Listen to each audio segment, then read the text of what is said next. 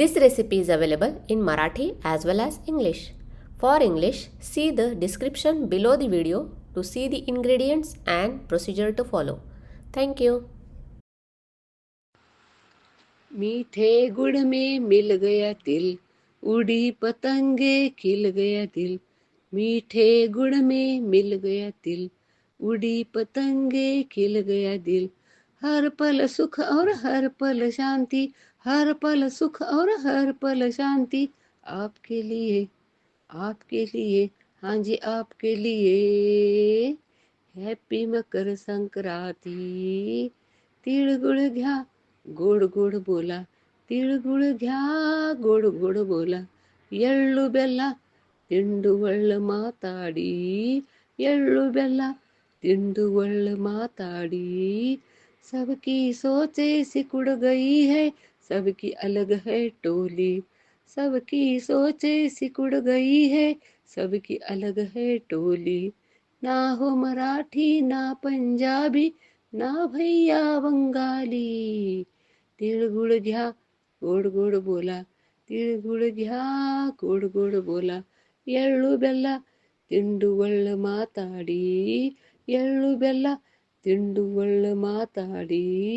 दिल के जैसा दिल हो मेरा, गुड़ के जैसी बोली।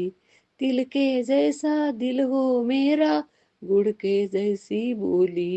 आओ मिलकर संग बनाए, प्रेम की एक रंगोली। आओ मिलकर संग बनाए, प्रेम की एक रंगोली। तिळगुळ घ्या, गोड गोड बोला, तिळगुळ घ्या, गोड गोड बोला। ಎಳ್ಳು ಬೆಲ್ಲ ತಿಂಡುವಳ್ಳ ಮಾತಾಡಿ, ಎಳ್ಳು ಬೆಲ್ಲ ತಿಂಡುವಳ್ಳ ಮಾತಾಡಿ। तिळगुळ घ्या, गोड गोड बोला, तिळगुळ घ्या, गोड गोड बोला, गोड गोड बोला, गोड गोड बोला, गोड गोड बोला। नमस्कार, मी रेखाच किचनमध्ये आपणा सर्वांचं खूप खूप मनापासून स्वागत। मनात असते आपुलकी म्हणून स्वर होतो ओला, मनात असते आपुलकी म्हणून स्वर होतो ओला। तिळगुळ घ्या, गोड गोड बोला, तिळगुळ घ्या, गोड गोड बोला। तर आपण या अगोदर पहिल्या भागात मकर संक्रांतीमधील पहिला दिवस भोगी सण याबद्दल संपूर्ण माहिती जाणून घेतली आहे। तर आज आपण या दुसऱ्या भागात मकर संक्रांत, किंक्रांत कधी आहे, मकर संक्रांतीचे महत्त्व, त्याबद्दल असणाऱ्या पौराणिक कथा, मकर संक्रांत कशी साजरी केली जाते, आहारशास्त्रदृष्ट्या महत्त्व, वैज्ञानिकदृष्ट्या महत्त्व, पतंग का उडवितात, वाण का देतात आणि आम्ही आमच्याकडे मकर संक्रांत सण हा कसा साजरा करतो याबद्दल माहिती जाणून घेणार आहोत। संपूर्ण व्हिडिओ बघा म्हणजे सर्व माहिती व्यवस्थित समजेल। आपणा सर्वांना माझ्याकडून नवीन वर्षाच्या आणि मकर संक्रांतीच्या तिळगुळाप्रमाणे गोड गोड शुभेच्छा। आला संक्रांतीचा अनोखा हा सण, आपणा सर्वांसोबत भारावले मन, आपणा सर्वांसोबत भारावले मन। आवडे फारच संक्रांतीचा काटेरी हलवा, जुने वाद विसरून नातेसंबंध खुलवा, जुने वाद विसरून नातेसंबंध खुलवा। जुने ते सारे विसरा, नेहमी असावा चेहरा हसरा, नेहमी असावा चेहरा हसरा। उंच उडावी यशाची पतंग, संक्रांतीचा आनंद घेण्यात होऊया दंग, संक्रांतीचा आनंद घेण्यात होऊया दंग। क्षणोक्षणी एकमेकांना द्यावी प्रीत, मकर संक्रांतीला गाऊया आनंदाचे गीत, मकर संक्रांतीला गाऊया आनंदाचे गीत। तिळगुळ देऊन गोड गोड बोलावे, माणसाचे माणसाशी नाते जोडावे, माणसाचे माणसाशी नाते जोडावे। तिळगुळ घ्या, गोड गोड बोला। आपल्यासाठी मकर संक्रांत म्हणजे तिळगुळ आणि पतंगबाजी, पण या पलीकडे या सणाला खगोलशास्त्रीय आणि सांस्कृतिक महत्त्व आहे। आता आपण मकर संक्रांत कधी आहे, कशी साजरी करतात ते जाणून घेऊया। मकर संक्रांत हा सण संपूर्ण भारतभर साजरा केला जातो. वेगवेगळ्या राज्यात वेगवेगळ्या नावाने संबोधले जाते. हेमंत ऋतूमध्ये येणारा हा सण मराठी महिना पौष आणि इंग्रजी महिना जानेवारीमध्ये येते. नवीन वर्षातील हा पहिला सण. दरवर्षी 14 जानेवारीला मकर संक्रांत असते, क्वचितच 15 जानेवारीला येते. दरवर्षी 14 जानेवारीला सूर्य मकर राशीत प्रवेश करतो. जवळपास सर्व हिंदू सण तिथीनुसार साजरे होत असले तरी मकर संक्रांतीच्या दिवसाची तिथी ठरलेली नाही, म्हणून तो तारखेनुसार 14 जानेवारीला साजरा करण्यात येतो. सूर्य म्हणजे शक्ती आणि आरोग्य अशी सांगड घालण्यात आल्याने या दिवसाला उत्सवाचा आनंदाचा दिवस म्हणून महत्त्व प्राप्त झाले आहे. तसेच महाराष्ट्राची सांस्कृतिक परंपरा जपणे हाही यामागचा हेतू आहे. 13 जानेवारीला भोगी, 14 जानेवारीला संक्रांत आणि 15 जानेवारीला किंक्रांत साजरी करतात. इतर सणांच्या तारखा बदलतात, पण मकर संक्रांत मात्र नेहमीच 14 जानेवारीला येते. हा सण सौर कालगणनेवर आधारित आहे. सूर्यावर अवलंबून असलेला हा सण आहे. आता आपण भारतीय सण केवळ रूढी परंपरा यांना जखडलेले नाहीत कसे ते जाणून घेऊया. संक्रांतीचा सण मोठा नाही आनंदाला तोटा. भारतीय सणांचे वैशिष्ट्य असे आहे की प्रत्येक सण हा आपापल्या परीने मोठा आणि महत्त्वाचा तर आहेच, सोबतच आनंदाची, स्नेहाची, मनमुराद प्रकरण करणाराही आहे. भारतीय सण म्हणजे केवळ रूढी परंपरा यांना जखडलेले उत्सवाचे दिवस नाहीत, तर ज्ञान, विज्ञान, निसर्ग, आरोग्य, आयुर्वेद यांचा तो एक अपूर्व मेळ असतो. म्हणूनच आपले सण ही आपली जीवनशैली आहे. आचार, विचार, संस्कार, संस्कृतीचं ते एक अधिष्ठान आहे.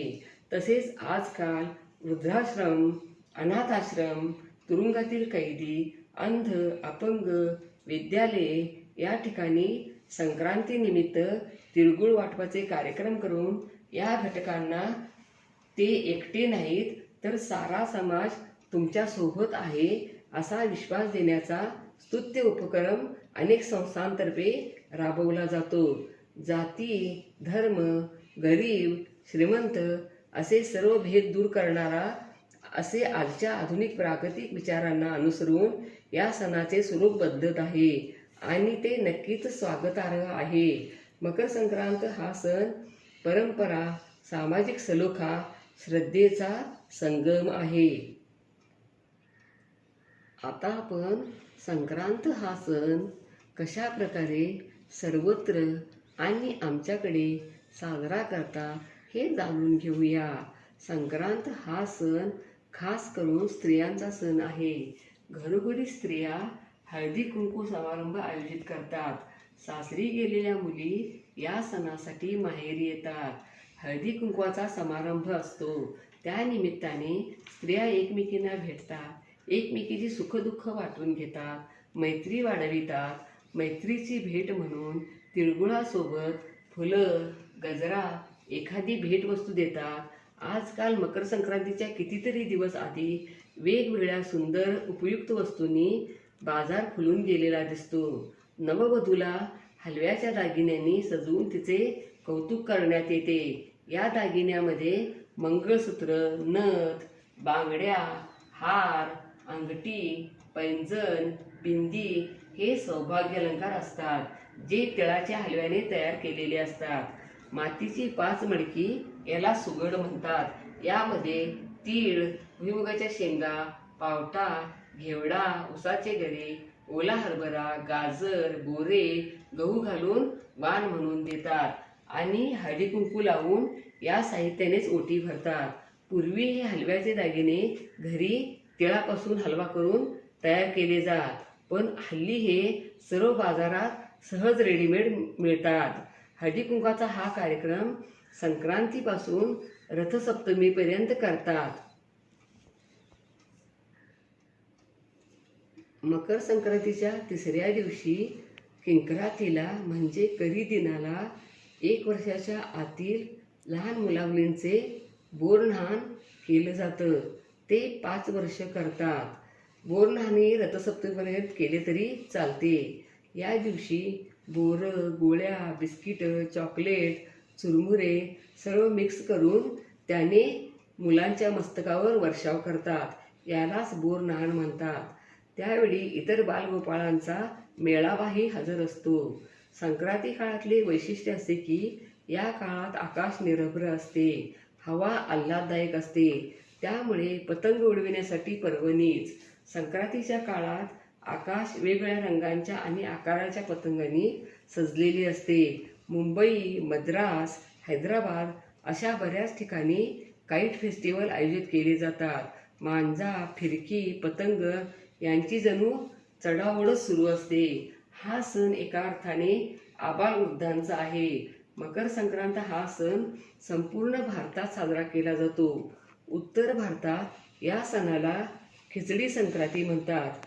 बंगालमध्ये काकवीत तीळ घालून तिळोवा नावाचा पदार्थ बनवतात, म्हणून बंगालमध्ये या सणाला तिळोवा संक्रांती म्हणतात.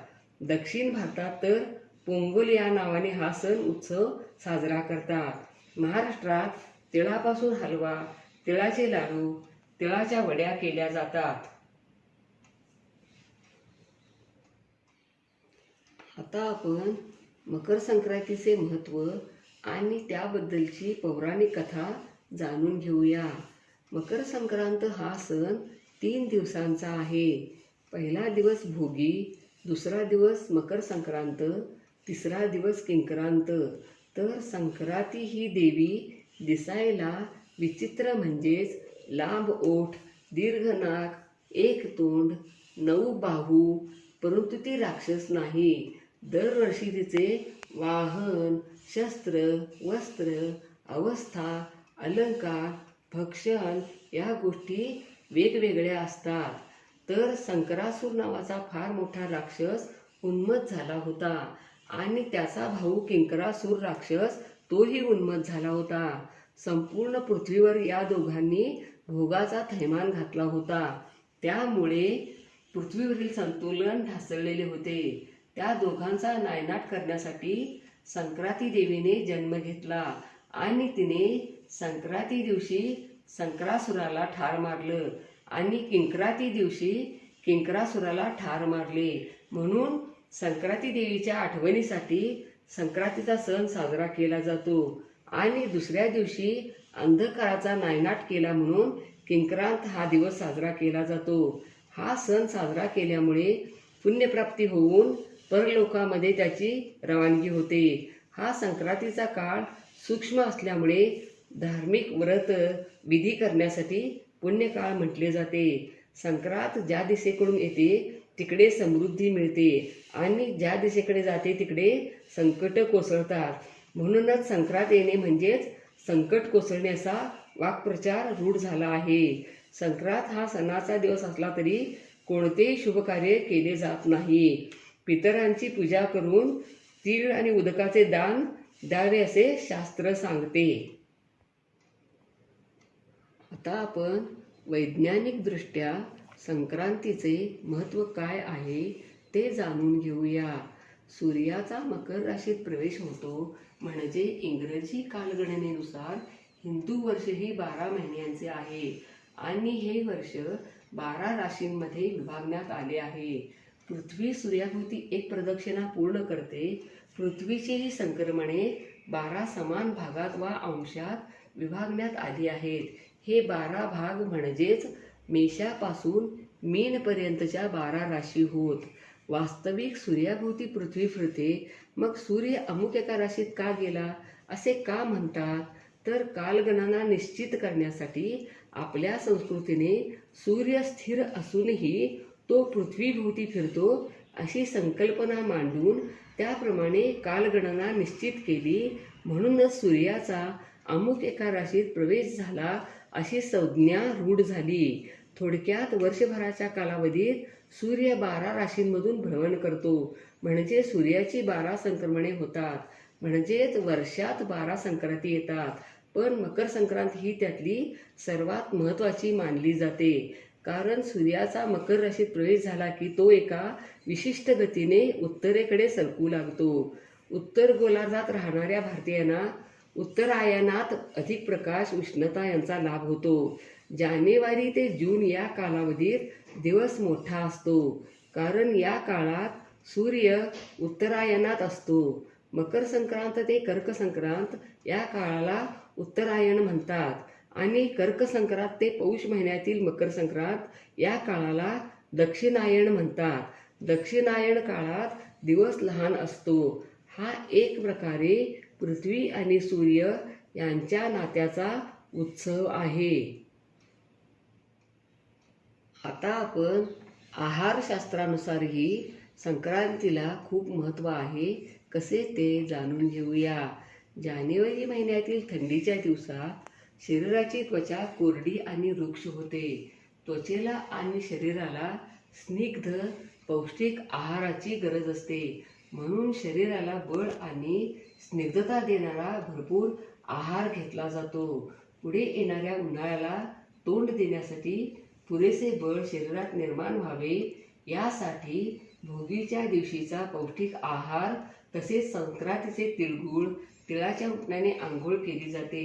स्निग्धता आणि उष्णता निर्माण व्हावी म्हणून आहारात तिळाचा जास्तीत जास्त वापर केला जातो, कारण तीळ स्निग्ध आणि उष्ण आहेत. गूळ आणि तीळ वापरून केलेली पोळी, बाजरीची तीळ लावून केलेली भाकरी, तिळकूट, तिळाच्या वड्या यामुळे शरीरात उष्णता निर्माण होते आणि शरीराचे संरक्षण होते. एकमेकांमध्ये स्नेह, प्रेम, एकोपा, जिव्हाळा वाढावा हा मकर संक्रांती सणाचा संदेश आहे. म्हणूनच तिळगुळ घ्या, गोड गोड बोला असे या दिवशी आवर्जून म्हटले जाते. आता आपण संक्रांतीला वाण का देतात हे जाणून घेऊया. मकर संक्रांती जवळ आली की आपल्यापैकी प्रत्येक सुवासिनीला प्रश्न पडायला लागतो की यावर्षी सुवासिनींना काय दान द्यायचे. संक्रांतीला स्त्रियांसाठी आनंदाची पर्वणी म्हणजे हळदी कुंकू. मकर संक्रांत झाली की रथसप्तमीपर्यंत महिलांचा हळदी कुंकवाचा कार्यक्रम चालू असतो. एकदा तरी हे कुंतीचं वाण सुवासिनीला मिळायलाच हवं. आज हिच्या घरी, उद्या तिच्या घरी किंवा आपल्याला ज्यांनी बोलावलं आहे त्यांच्या घरी आपण जातो. आता काळ खूप बदलत चालला आहे. पूर्वीसारखं काहीच राहिलं नाही. हळदी कुंकू करण्याची, वाण देण्याची पद्धत यामध्ये भरपूर सारा बदल झाला आहे.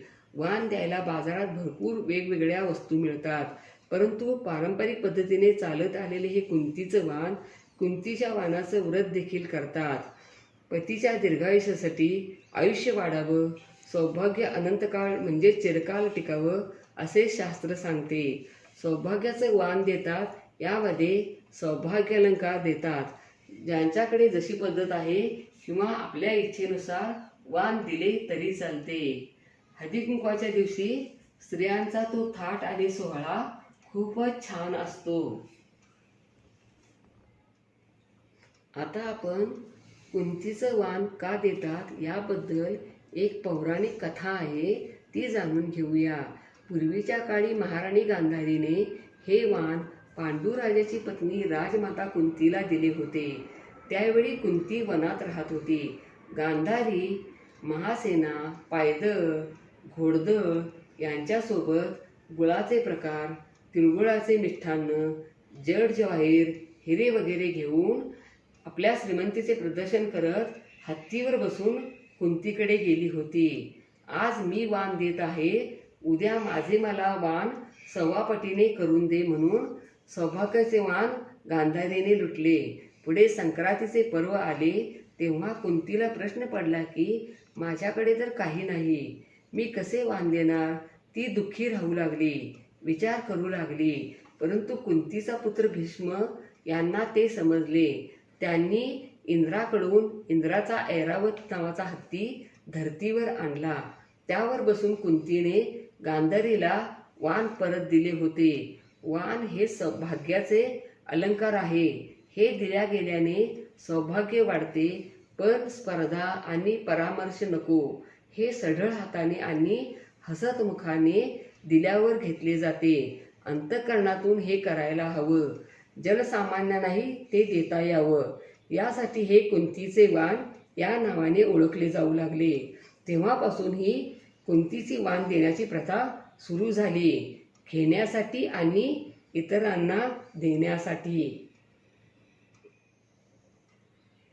मकर संक्रांतीच्या काळात दानधर्म का करतात याबद्दल एक पौराणिक कथा आहे, ती जाणून घेऊया.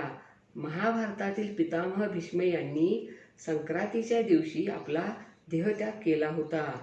त्यांना इच्छामरण होते. ते शरपंजरी पडले होते. त्यांना प्राण मकर संक्रांतीला सोडायचे होते. त्यांनी आपले प्राण मकर संक्रांतीला दान केले. मोक्षगतीला प्राप्त झाले. म्हणून या काळातही दान धर्माचे अत्यंत पुण्य आहे. या दिवशी पितामह भीष्म यांना स्मरण करणं हे दीर्घायुष्याचं लक्षण मानलं गेलं आहे. दान धर्म, तीर्थक्षेत्र, जप यासारख्या गोष्टी करणं महत्त्वाचं आहे. आता आपण आम्ही आमच्याकडे मकर संक्रांत हा सण कसा साजरा करतो ते जाणून घेऊया. मकर संक्रांतीचा सण आला की आनंदाला आणि उत्साहाला उधाण येते आणि पूर्वी यायचे आणि आताही येते. सकाळी सडा समार्जन रांगोळी काढून नंतर तीळ मिश्रित पाण्याने किंवा तिळाचे उटणे लावून आंघोळ केली जाते. नंतर देवपूजा करून देवदर्शनाला जातो. नवीन कपडे परिधान करतो, शक्यतो काळ्या रंगाचे कपडे. तिळाच्या वड्या, लाडू अगोदरच करून ठेवलेले असतात. संक्रांती दिवशी तीळ गुळपोळी करतात. कधी कधी आमच्याकडे पुरणपोळीचाही नैवेद्य असतो. हळदी कुंकवाचा कार्यक्रम असतो. हळदी कुंकवाच्या निमित्ताने तसेच तिळगुळ द्यायला एकमेकांच्या घरी जातो. पूर्वी काटेरी हलवा घरी केला जायचा, पण हल्ली बाजारात मिळतो तोच आणतो. तसेच पूर्वी नातेवाईकांना, इष्टमित्रांना तिळगुळ पाठवायचो, पण आता व्हॉट्सॲपवरच शुभेच्छा देतो.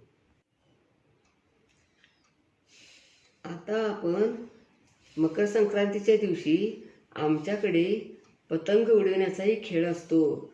पण हा पतंग का उडवितात हे तुम्हाला माहीत आहे का? नाही ना? तर आपण आता जाणून घेऊया. मकर संक्रांतीच्या दिवशी पतंग उडविण्याची परंपरा धार्मिक, वैज्ञानिक आणि सांस्कृतिक दृष्टिकोनातून अतिशय महत्त्वपूर्ण आहे. या परंपरेत आनंद, बंधुभाव आणि आरोग्यविषयक फायद्यांचा सुंदर मिलाफ आहे. धार्मिक दृष्टिकोन असा आहे की भगवान राम यांनी मकर संक्रांतीला पतंग उडविण्याची परंपरा सुरू केल्याचे मानले जाते. रामायणाशी जोडलेली ही परंपरा भक्ती आणि श्रद्धेने भरलेली आहे. पतंग उडवून प्रभू रामांची परंपरा साजरी करतात. वैज्ञानिक दृष्टिकोन असा आहे की पतंग उडविताना सूर्यप्रकाशात वेळ घालवल्यामुळे शरीराला आवश्यक ते डी जीवनसत्व मिळते. थंड हवेमुळे प्रतिकारशक्ती वाढते. त्यामुळे हिवाळ्यातील आजारापासून बचाव होतो आणि शरीर व मन ताजेतवाने होते. सांस्कृतिक दृष्टिकोन असा आहे की पतंग उडविल्यामुळे आनंद व्यक्त केला जातो. विविध रंगांच्या पतंगामुळे आनंद, स्वातंत्र्य, बंधुभाव वाढतो. सर्वजण एकत्र येऊन कुटुंब, नातेवाईक, मित्र यांच्यासोबत हा सण साजरा करण्याचा आनंद मिळतो. आकाशात उंच झेपावणारा पतंग आपल्या स्वप्नांचा आणि आशेचं प्रतीक आहे. अशा पद्धतीने भोगी, मकर संक्रांत आनंदाने आणि उत्साहाने साजरे करा. लाईक आणि सबस्क्राईब करा. कमेंट बॉक्समध्ये कमेंट टाका. पुन्हा असेच भेटत राहू. नवीन वेगवेगळे सण, उत्सव आणि रेसिपी घेऊन महत्त्वाच्या माहितीसह. धन्यवाद. मस्त खा आणि स्वस्थ राहा आणि आपले आरोग्य उत्तम ठेवा. सण आणि उत्सवांचा आनंद लुटा. तिळगुळ घ्या, गोड गोड बोला. तिळगुळ घ्या, गोड गोड बोला. Don't forget to like, share, comment and subscribe. hit the notification bell ting to get the notifications whenever we upload the new video. Stay tuned for healthy, homemade and tasty recipes every week. Thank you.